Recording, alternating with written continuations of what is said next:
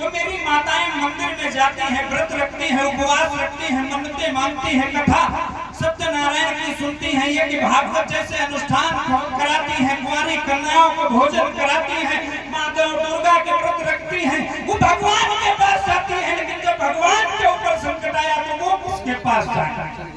अब उनके संकट कौन हरेगा? वो तो सबके संकट हरने आए थे, लेकिन स्वयं संकट में पड़ गए। तब उन्होंने किसको याद किया? अपने एक भक्त हनुमान को याद किया।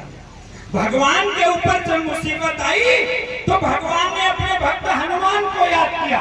आज मंगलवार का दिन है, ज्येष्ठ का पावन महीना है। हनुमान जी की उपासना, पूजा, प्रार्थना, भंडारे जगह जगह हो रहे हैं। जब भगवान के ऊपर संकट आया तो उन्होंने हनुमान जी को याद किया और कहा कि ये संकट कौन हरेगा? तो हनुमान जी ने कहा हम हारेंगे। सुसैन की एक शर्त थी कि सूर्योदय से पहले यदि संजीवनी नहीं पहुंची तो लक्ष्मण के प्राण नहीं बचेंगे। सूर्योदय से पहले ही संजीवनी अगर आएगी तो लक्ष्मण के प्राण बचेंगे, अन्यथा लक्ष्मण के प्राण नहीं बचेंगे।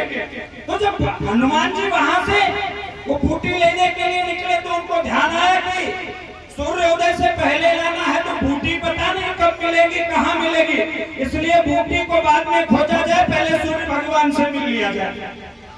वहां से जब उड़े और सूरज की तरफ चले और सूर्य भगवान के पास पहुंचे तो जानते हो क्या कहते हैं?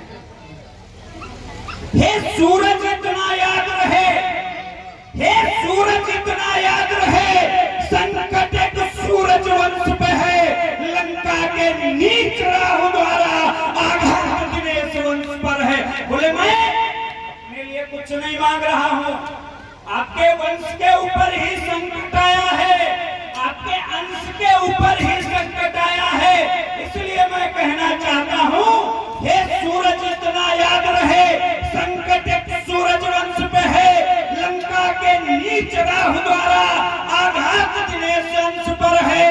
मेरे आने से पहले यदि किरणों का चमत्कार होगा तो सूर्य वंश में सूर्य देव निश्चित ही अंधकार होगा।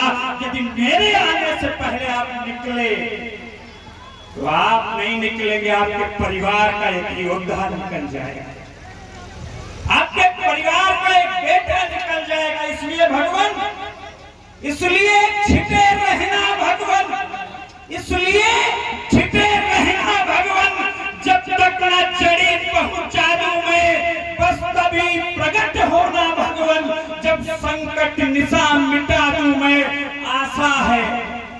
क्या इतना कहने के बाद हाथ जोड़ करके बोले आशा है, आशा है, स्वल्प प्रार्थना है, सच्चे जी से स्वीकारोगे, आतुर की आत्म अवस्था को होकर करुणार्थ निहारोगे। और इतना कहने के बाद में फिर अपना वो परिचय दे दिया कि मैं हूँ कौन, ये भी जान लो। अब तक तो विनती होती रही, निवेदन होता रहा, प्रार्थना होती रही, अब कह रहे हैं अन्यथा